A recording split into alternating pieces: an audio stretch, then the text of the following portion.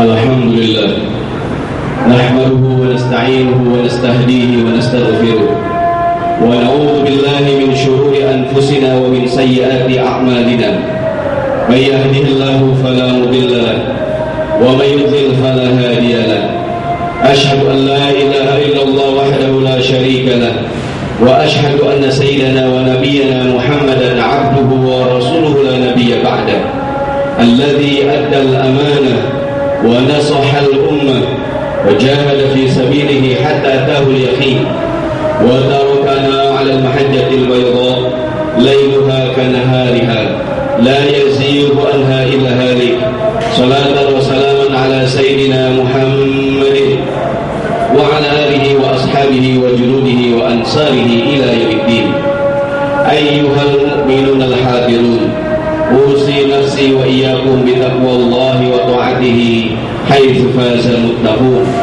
وقال تعالى أعوذ بالله من الشيطان الرجيم بسم الله الرحمن الرحيم يا أيها الذين آمنوا اتقوا الله حق تقاته ولا تموتن إلا وأنتم مسلمون.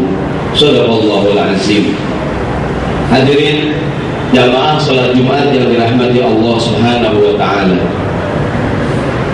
Alhamdulillah pada siang hari ini Allah Subhanahu wa taala berikan kepada kita beragam nikmat karunia yang dengannya kita sama-sama bisa melaksanakan beragam kewajiban, di antaranya kewajiban salat Jumat berjamaah. Semoga kita berharap, kita berdoa apa yang kita lakukan, amal ibadah yang kita kerjakan diterima oleh Allah Subhanahu wa taala. Khutbah Jumat kita pada siang hari ini mengambil tema janganlah kita berbuat curang, menuntut hak namun melalaikan kewajiban. Hadirin yang dirahmati Allah Subhanahu wa taala, ketika Rasulullah sallallahu alaihi wasallam diriwayatkan ketika beliau sallallahu alaihi wasallam tiba di kota Madinah, ada seorang laki-laki yuqalu lahu Abu Juhainah. Di kota Madinah begitu Nabi hijrah, ada seorang yang bernama Abu Juhainah. Ini Abu Juhainah seorang saudagar, dia seorang pedagang. Lahu mikyalani, dia punya dua timbangan, dia punya dua takaran. Dia menjual dan membeli, menakar dan menimbang dengan timbangan yang berbeda. Dia menjual dengan satu timbangan, giliran dia membeli dengan timbangan yang lain. Dia mencari keuntungan dengan cara yang curang. Terkait dengan kisah Abu Juhainah yang curang ini, yang kalau giliran ingin membeli dari orang lain maunya dipenuhi, namun giliran orang lain belanja dengan dia kurangi. Allah Subhanahu wa taala menurunkan firman-Nya dalam Al-Qur'an dalam surat Al-Mutaffifin. Surat Al-Mutaffifin artinya orang-orang yang curang. Bismillahirrahmanirrahim. Wailul lil mutaffifin. Kecelakaan besarlah buat orang-orang yang curang. Siapakah mereka? Alladzina idza iktalu 'alan nasi yastawfun. Orang-orang yang ketika membeli dari orang lain maunya timbangannya dipenuhi. Wa idza kaluhum aw wazanuhum yukhsirun. Namun giliran orang lain membeli dari dia mengurangi timbangan. Shadaqallahul azim. Hadirin sekalian Jumat rahimakumullah, yang menarik dari ayat ini, para ulama menjelaskan bahwa ketika Allah Subhanahu wa taala menjelaskan ciri-ciri orang yang curang dalam surat Al-Mutaffifin. Al-Mutaffifin maknanya sekali lagi kisah orang-orang yang curang. Allah menjelaskan tentang ciri mereka yang curang saat menimbang dan menakar. Para ulama berkata, yang dicontohkan oleh Allah Subhanahu wa taala adalah sebuah permisalan. Maknanya siapa saja orang yang hanya pandai menuntut hak namun dia tidak pandai melaksanakan kewajiban, dia termasuk ke dalam yang difirmankan oleh Allah Subhanahu wa taala, wailul lil mutaffifin. Orang yang hanya mau menuntut keinginannya dipenuhi dengan sempurna namun dia tidak memberikan hak orang lain dengan sempurna, dia tergolong ke dalam ayat ini wailul lil mutaffifin. Banyak kisah, banyak kejadian, banyak contoh, banyak kasus dalam kehidupan kita. Contohnya hubungan suami istri. Contohnya hubungan antara penguasa dengan rakyatnya. Tidak sedikit penguasa maunya selalu ditaati, selalu dituruti, sementara hak-hak rakyatnya tidak dipenuhi. Atau hubungan antara perusahaan dengan karyawan. Kedua berarti kedua belah pihak berhak mendapatkan yang menjadi bagiannya. Kita mulai hadirin sedang Jumat rahimakumullah dari hubungan suami istri. Banyak sekali kisah-kisah dalam rumah tangga yang masuk ke dalam ayat wailul lil mutaffifin. Cilaka besarlah bagi orang-orang yang curang. Tidak jarang kita jumpai para suami, atau mungkin kita yang hadir semua di siang hari ini, kita semua para suami yang kadang-kadang berlaku curang. Kita maunya semua hak kita dipenuhi oleh istri kita. Semua yang menjadi keinginan kita, yang menjadi kewajiban istri kita harus mereka tunaikan, harus ditunaikan oleh istri kita dengan sempurna. Kalau ada lalai sedikit, kita marah. Kalau ada yang menjadi hak kita dikurangi oleh istri kita, kita marah. Kita maunya kalau ngomong didengerin. Namun tidak sedikit para istri yang mendapati perlakuan curang dari suaminya. Giliran suaminya menuntut hak, istrinya memenuhi kewajiban dengan sempurna. Giliran suami bicara, istrinya mendengarkan. Namun ini tidak dijumpai oleh istrinya. Suaminya bisa pergi kapan saja, namun tidak demikian dengan istrinya. Suaminya bisa berbuat apa saja di rumah, namun tidak demikian dengan istrinya. Contoh hadirin yang dirahmati Allah Subhanahu wa taala, kita ketahui dalam Al-Qur'an, kita ketahui dalam hadis Nabi sallallahu alaihi wasallam, bagian daripada ajaran agama kita. Mohon maaf, setiap suami ingin berhubungan dengan istrinya, istrinya harus siap. Dalam sebuah hadis sahih, Rasulullah sallallahu alaihi wasallam bersabda, kata Nabi sallallahu alaihi wasallam, "Idza batatil mar'atu hajirata firasyi zawjiha." Jika seorang istri tidur di malam hari, dia menolak ajakan suaminya. Suaminya ingin berhubungan badan, istrinya menolak. Rasulullah sabdakan, ini istri la'anat hal malaikatu hatta tusbiha. Sampai subuh ini istri dilaknat oleh malaikat. Kadang-kadang jamaah ibu-ibu bertanya, Ustaz, ada nggak dalil buat para suami? Kalau istrinya mau, suaminya menolak, apa yang terjadi? Apakah istri mendapatkan hak yang sama? Kalau giliran istrinya mau, suaminya harus siap. Kadang-kadang hadirin yang dirahmati Allah Subhanahu wa taala, kita para suami maunya enak sendiri. Kita kadang berlaku curang.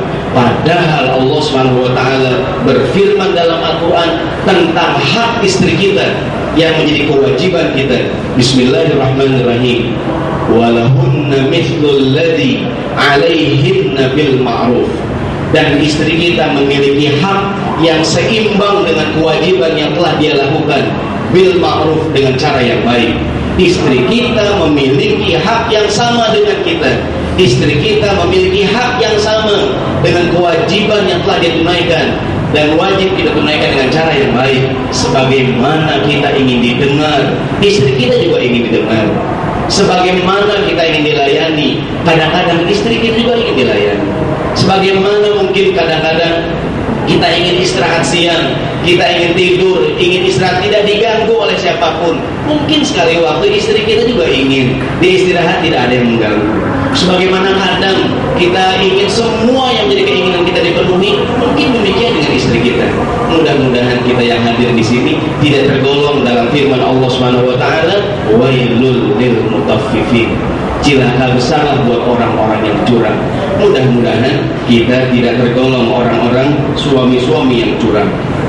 Sebagaimana kita senang istri kita berdandan buat kita, dia juga senang kalau kita rapi berdandan buat dia. Aisyah Ummul Mukminin radhiyallahu anha pernah ditanya, Aisyah istri Nabi sallallahu alaihi wasallam, Aisyah ditanya, bi ayyi syai'in kana yabda'u an-nabiy sallallahu alaihi wasallam idza dakhala baitahu. Aisyah, kalau Nabi, kalau Rasulullah, suami engkau pulang ke rumah, apa yang pertama kali dilakukan oleh Rasulullah sallallahu alaihi wasallam? Jika suami engkau pulang, jika Rasulullah pulang, apa pertama kali yang dilakukan Nabi sallallahu alaihi wasallam? Qalat Aisyah radhiyallahu anha ummul mukminin, Aisyah menjawab, yang pertama kali dilakukan Nabi, beliau sampai di rumahnya, qalat Aisyah bisiwak. Beliau Rasulullah bersiwak, membersihkan giginya. Saya baca dalam kitab Tuhfatul Arus menjelaskan tentang riwayat ini. La'alla Nabi sallallahu alaihi wasallam, bisa jadi Rasulullah pulang ke rumah dari mana-mana dengan cara bersiwak. Mohon maaf, dia ingin menjumpai istrinya, Pertama kali dengan cara dia ingin mencium istrinya. Bukankah mencium istri saat kita pergi, mencium istri kita saat pulang merupakan sebuah kebaikan? Dan Rasulullah memulai sampai di rumah dengan cara bersiwak. Mudah-mudahan kita membersihkan gigi kita untuk istri kita. Kita bercukur untuk istri kita. Kita berpenampilan baik untuk istri kita. Kita berpakaian yang baik untuk istri kita. Kita memakai minyak wangi untuk istri kita. Walahunna mithlul ladzi 'alaihinna bil ma'ruf. Para istri mendapatkan hak yang sama dengan kewajiban yang telah mereka tunaikan. Ibnu Abbas radhiyallahu anhu meriwayatkan, kata Ibnu Abbas, "Inni la atazayyanu limraati kama tatazayyanu li." Aku senang berdandan buat istriku, kata Ibnu Abbas, sebagaimana dia juga berdandan buat aku dan aku senang. Aku senang berdandan untuk istriku sebagaimana dia juga berdandan dan aku senang karenanya.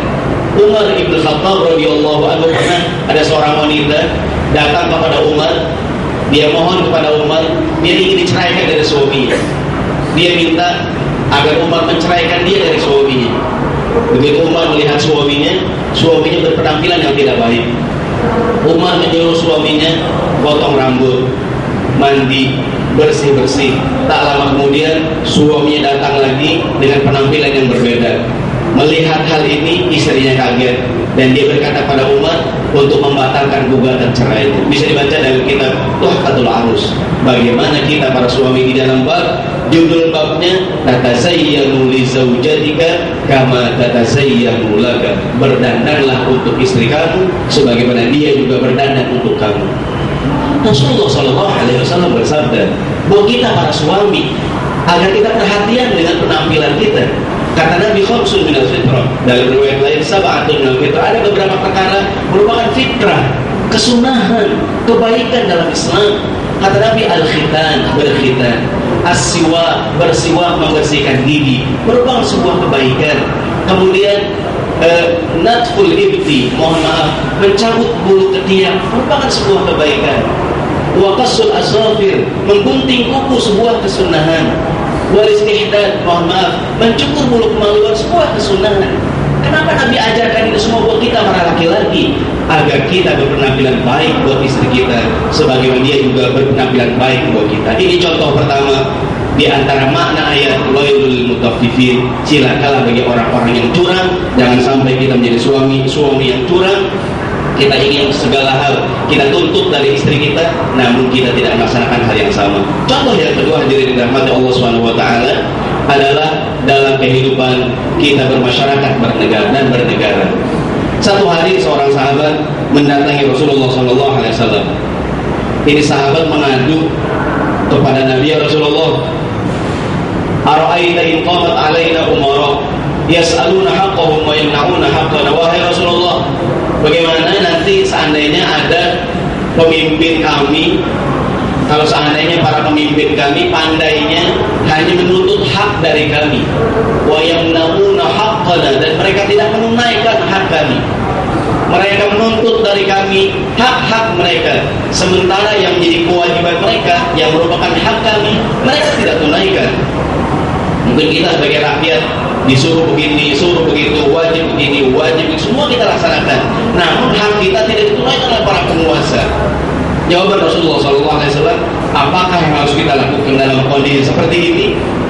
Maka Nabi SAW, beliau berpesan kepada para sahabat, isma'u wa ati'u, taatilah, dengarkanlah dan taatilah pemimpin kamu. Alaihim ma hummilu wa alaikum ma hummiltum. Mereka mendapatkan dosa atas kelalaian yang mereka lakukan, dan kalian juga berdosa kalau kalian tidak taat. Maksudnya hadirin sidang Jumat yang dirahmati Allah Subhanahu wa taala, pemimpin-pemimpin yang curang, yang pandainya hanya menuntut hak mereka namun tidak melaksanakan kewajiban, mendapatkan ganjaran dosa dari Allah Subhanahu wa taala. Namun kita sebagai rakyatnya jangan melakukan hal yang sama. Pemimpin kita curang, kita curang juga, enggak ada bedanya kita dengan para pemimpin kita. Kata Nabi, isma'u wa ati'u, taatilah dan dengarkanlah pemimpin kamu. Mereka berdosa atas kelalaian mereka, dan kalau kita tidak taat, kita melakukan kesalahan yang sama.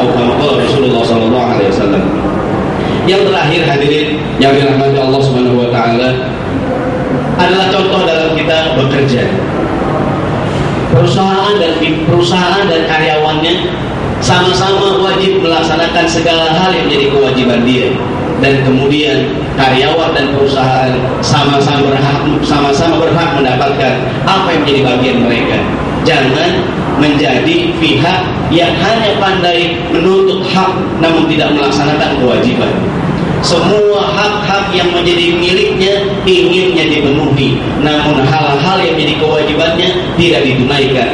Kalau kita sebagai karyawan, kalau kita sebagai perusahaan memiliki sifat demikian, masuklah kita ke dalam firman Allah Subhanahu wa taala, wailul lil mutaffifin. Cilakalah orang yang curang, kalau giliran membeli dari orang lain maunya dipenuhi, giliran menimbang untuk orang lain maunya dikurangi. Pesan terakhir buat kita semua sebagai karyawan, sebagai orang-orang yang memiliki kewajiban bekerja dan mencari nafkah merupakan kewajiban kita selain menjadi sebuah ibadah. Hadirlah kita tepat waktu di tempat kerja kita, liyakuna ratibuka halalan, agar gaji yang kita dapatkan menjadi halal. Jangan kita terlambat hadir di tempat kerja kita, bisa jadi yang kita dapatkan menjadi kurang berkah, kurang halal. Hadirin yang dirahmati Allah Subhanahu wa taala, semoga Allah mengampuni kesalahan kita, memaafkan kesalahan kita, dan semoga kita tidak tergolong orang-orang yang curang. Amin amin ya rabbal alamin. A'udzu billahi minasyaitonir rajim. Bismillahirrahmanirrahim. Wal asri innal insana lafi khusrin illa alladziina aamanu wa 'amilus shalihat wa tawassaw bil haqqi wa tawassaw bis sabri. Shadaqallahul azim. Barakallahu li wa lakum fil Qur'anil karim wa nafa'ani wa iyyakum bima fihi minal ayati wa dzikril hakim wa taqabbalallahu minna wa minkum tilawatahu innahu huwas samiul 'alim. Fastaghfiruh innahu huwal ghafurur rahim. Astaghfirullah. Ud'ullaha wa antum muqinuna bil ijabah.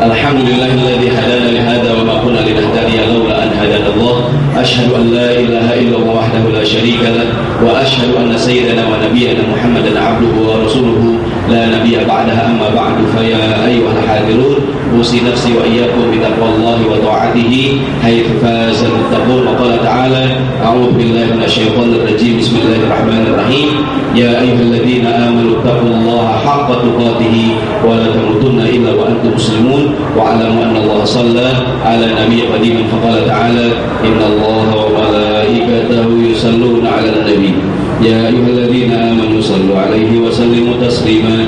Allahumma shalli 'ala Muhammad wa 'ala ali Muhammad kama shallaita 'ala Ibrahim wa 'ala ali Ibrahim wa barik 'ala Muhammad wa 'ala ali Muhammad kama barakta 'ala Ibrahim wa 'ala ali Ibrahim fil 'alamin innaka Hamidum Majid. Warda Allahumma an ashabihi wa qarabatihi wa azwajihi wa dhurriyyatihi ajma'in wa 'anil khulafa'ir rasyidin al-mahdiyyin Abi Bakr wa Umar wa Uthman wa Ali wa 'anil tabi'in wa tabi'in wa man tabi'ahum bi ihsanin ila yaumiddin wa 'alaina ma'ahum bi rahmatika ya arhamar rahimin. Allahumma ighfir lil muslimina wal muslimat wal mu'minina wal mu'minat al ahya'i minhum wal amwat innaka sami'un qaribun mujibud da'awat ya qadiyal hajat. Allahumma a'izzal islam wal muslimin wa ahlikil kafarata wal mubtadi'ata fid din wa ahlik a'da'aka a'da'ad din. Allahumma ansur man nasara ad-din wa akhdhul man khadhala al-muslimin. Rabbana atina fid dunya hasanah wa fil akhirati hasanah wa qina adzaban nar. Amin amin ya rabbal alamin. Ibadallah, innallaha ya'murukum bil 'adli wal ihsan wa ita'i dzil qurba wa yanha 'anil fahsya'i wal munkari wal baghi ya'izukum la'allakum tadhakkarun. Fadhkurullaha al-'azim yadhkurkum washkuruhu 'ala ni'amihi yazidkum was'aluhu min fadlihi yu'tikum wa la dzikrullahi akbar wallahu ya'lamu ma tasna'un. Wa aqimis shalah.